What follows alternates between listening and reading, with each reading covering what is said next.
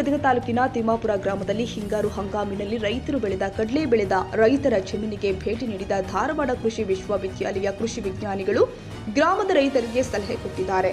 ಕಡಲೆ ಬೆಳೆಯನ್ನ ಪರಿಶೀಲಿಸಿ ಕಡಲೆ ಬೆಳೆಗೆ ಸಿಡಿ ರೋಗವನ್ನ ಕಂಡುಹಿಡಿದು ಸಿಡಿ ರೋಗ ತಡೆಗಟ್ಟಲು ನಿಮ್ಮ ಜಮೀನಿನ ಮಣ್ಣು ಪರೀಕ್ಷೆ ಮಾಡಿಸಬೇಕು. ಬಿತ್ತನೆ ಸಮಯದಲ್ಲಿ ರೈತರು ಬೀಜ ಉಪಚಾರವನ್ನ ಮಾಡಿ ಬಿತ್ತನೆ ಮಾಡಬೇಕು. ಕಡಲೆ ಬೆಳೆಗೆ ಕೀಟ ಬಾಧೆ ಕಂಡುಬಂದಲ್ಲಿ ಒಳ್ಳೆಯ ಗುಣಮಟ್ಟದ ಟ್ರೈಕೋಡರ್ಮ್ ಔಷಧಿಯನ್ನ ಸಿಂಪಡಣೆ ಮಾಡಬೇಕು ಅಂತ ಧಾರವಾಡ ಜಿಲ್ಲಾ ಕೃಷಿ ವಿಜ್ಞಾನಿಗಳು ಸಲಹೆ.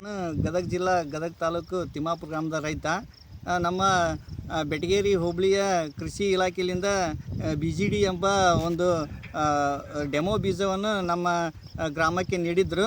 ಆ ಬೀಜವನ್ನು ನಾವು ಬಿತ್ತನೆ ಮಾಡಿದಾಗ ಈಗ ಬಿತ್ತನೆ ಮಾಡಿದ್ವಿ. ಈಗ ಒಳ್ಳೆಯ ಫಸಲು ಬರುವ ಚಾನ್ಸಸ್ ಇದೆ. ಯಾಕಪ್ಪ ಅಂದ್ರೆ ಕಳೆದ ವರ್ಷ ನಾವು ಇಲ್ಲೇ ಲೋಕಲ್ ಬೀಜ ಬಿಚ್ಚಿದಾಗ ಅದು ಇಷ್ಟು ಕವಲು ಹೊಡೆದಿದ್ದಿಲ್ಲ. ಈ BGD ನಾವು ಈಗ ಏನು ಹಾಕಿವಪ್ಪ ಅಂದ್ರೆ ಈ ವರ್ಷ ಇದು ಒಳ್ಳೆಯ ಒಂದು ನೋಡ್ರಿ, ಇಲ್ಲಿ ನೀವೇ ನೋಡ್ಬೋದು ಈ ವಿಡಿಯೋದಾಗ ಇಷ್ಟು ಎತ್ತರ ಕಡ್ಲಿ ಬೆಳೆದೈತಿ. ಇದಕ್ಕೆ ಕೃಷಿ ಇಲಾಖೆಯಿಂದ ನೀಡಿದಂಥ ನ್ಯಾನೋ ಯೂರಿಯಾ, ನ್ಯಾನೋ DAP ಮತ್ತು ಶಾವಿಗೆ ಇವನ್ನೆಲ್ಲ ಸಿಂಪಡಣೆ ಮಾಡಿವಿ. ಸಿಂಪಡಣೆ ಮಾಡಿದ ಕಾರಣ ಇಷ್ಟು ಒಂದು ಫಸಲು ಬೆಳೆ ಚಾನ್ಸಸ್ ಆಗೈತಿ. ಆಮೇಲೆ ಕಡ್ಲಿ ಏನಪ್ಪ ಅಂದ್ರೆ ಸೀದಾ ಬೆಳೆದಿಲ್ಲ, ಕವಲು ಹೊಡೆದೈತಿ. ಹಿಂಗೆ ಗುಂಪಾಗಿ ಸಾಲಿಗೆ ಸಾಲು ತಳಕಿ ಬಿದ್ದವು ಅಂತಾರಲ್ಲ, ಹಂಗೆ ಬಿದ್ದೈತಿ ಇದು ಕಡ್ಲಿ. ಈಗ ನಾವು ಅಲ್ಲಿ ಈಗ 2ನೇ ಸ್ಪೇರ್ ಮಾಡೀವಿ. ಒಮ್ಮೆ ನ್ಯಾನೋ ಯೂರಿಯಾ, ನ್ಯಾನೋ DAP ಹಾಕಿದ್ವಿ. ಆಮೇಲೆ ಈಗ ಮತ್ತೆ ಟಾನಿಕ್ ಸಹಿತ ಇದಕ್ಕೆ ಸೇರಿಸಿ ಹೊಡೆದಾಗ ಇದು ಒಂದು ಉತ್ತಮ ಫಸಲು ಬರುವ ಚಾನ್ಸಸ್ ಐತಿ. ಆಮೇಲೆ ಮುಂದೆ ನಮಗೆ ಕಟಾವು ಹಂತಕ್ಕೆ ಬಂದಾಗ ಲೇಬರನ್ನು ಕೈ ಕೊಡುವ ಹಂತದಲ್ಲಿ ಇದ್ದಾಗ ನಾವು ಇದನ್ನು ಮಿಷನ್ನಲ್ಲಿ ಕಟಾವು ಮಾಡ್ಬೋದು. ಅಷ್ಟು ಎತ್ತರ ಈ ಕಡ್ಲಿ ಬೆಳೆದೈತೆ ಅಂತ ನಾವು ಹೇಳ್ಬೋದು.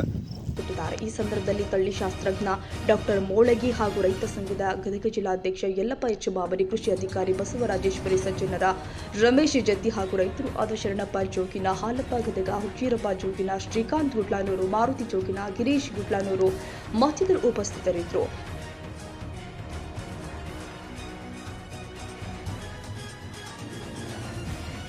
ಈ ವಿಡಿಯೋ ನಿಮಗೆ ಇಷ್ಟವಾದರೆ ಲೈಕ್ ಮಾಡಿ.